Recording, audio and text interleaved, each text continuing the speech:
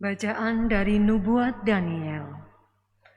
Sekali peristiwa, Raja Belsazar mengadakan perjamuan besar untuk para pembesarnya, 1.000 orang jumlahnya. Di hadapan 1.000 orang itu, Raja minum-minum anggur. Dalam kemabukan anggur, Belsazar menitahkan orang mengambil perkakas emas dan perak yang telah dibawa oleh Nebukadnezar ayahnya dari dalam bait suci di Yerusalem. Sebab Belsazar dan para pembesarnya, para istri dan gundik mereka ingin minum dari perkakas itu. Maka dibawalah perkakas emas dan perak yang dirampas dari bait suci rumah Allah di Yerusalem. Lalu raja dan para pembesarnya, para istri dan gundik mereka minum dari perkakas itu. Mereka minum anggur dan memuji-muji para dewa yang dari emas dan perak, tembaga, besi, kayu dan batu. Pada waktu itu juga tampaklah jari-jari tangan manusia menulis pada kapur dinding istana raja di depan kaki Dian. Raja sendiri melihat punggung tangan yang sedang menulis itu.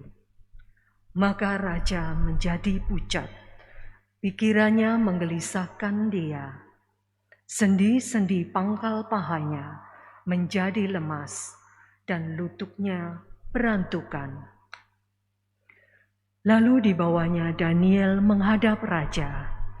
Bertanyalah raja kepada Daniel, "Engkaukah Daniel, salah seorang buangan yang diangkat ayahku dari tanah Yehuda? Telah kudengar bahwa engkau penuh dengan roh para dewa dan memiliki kecerahan akal budi dan hikmat yang luar biasa.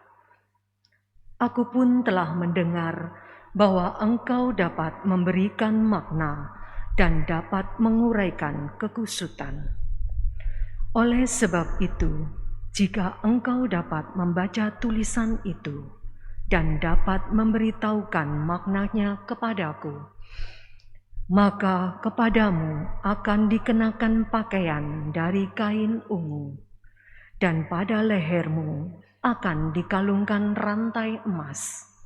Dan dalam kerajaan ini, engkau akan mempunyai kekuasaan sebagai orang ketiga."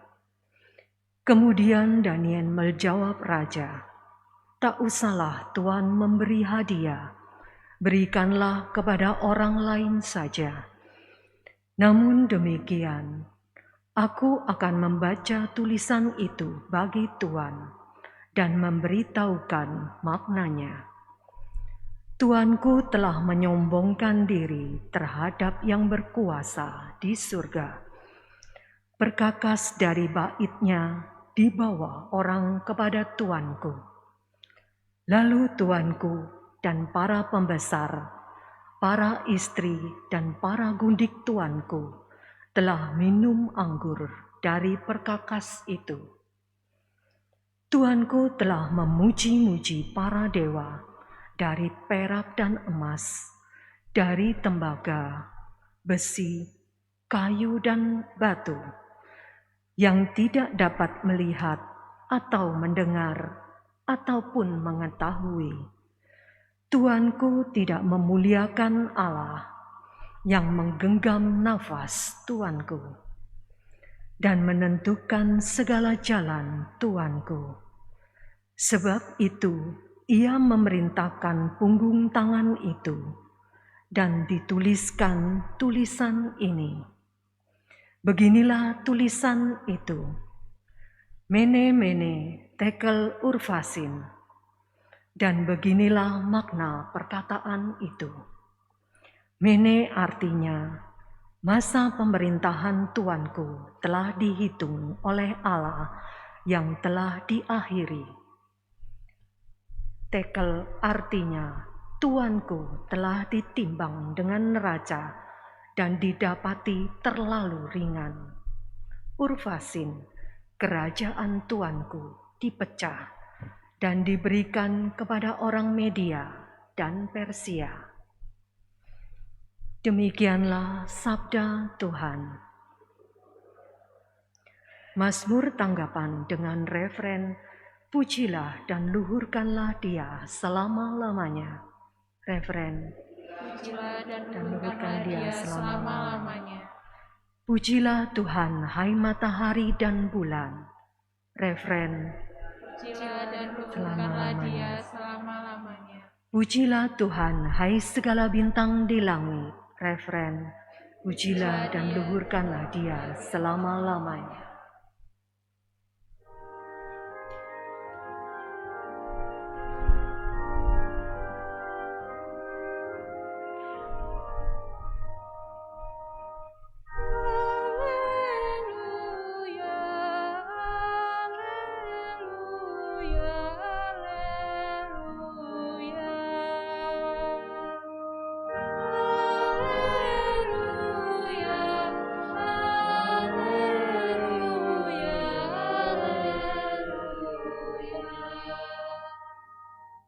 Hendaklah Engkau setia sampai mati, sabda Tuhan, dan aku akan mengaruniakan padamu mahkota kehidupan.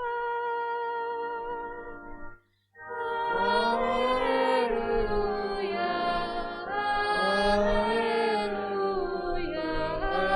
haleluya.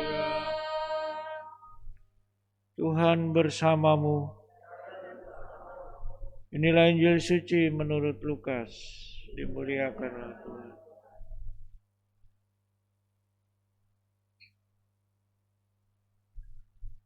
Ketika itu beberapa orang berbicara tentang bait Allah dan mengagumi bangunan yang dihiasi dengan batu indah dan berbagai macam barang persembahan.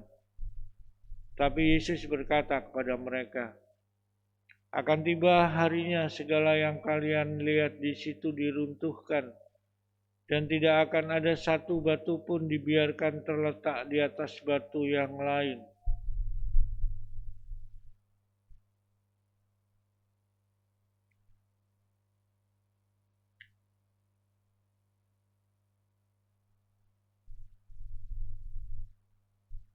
Pada waktu itu Yesus berkata kepada murid-muridnya, akan datang harinya kalian ditangkap dan dianiaya. Karena namaku kalian akan diserahkan ke rumah-rumah ibadat, dimasukkan ke dalam penjara, dan dihadapkan kepada raja-raja dan para penguasa. Hal itu akan menjadi kesempatan bagimu untuk bersaksi. Sebab itu tetap teguhlah di dalam hatimu.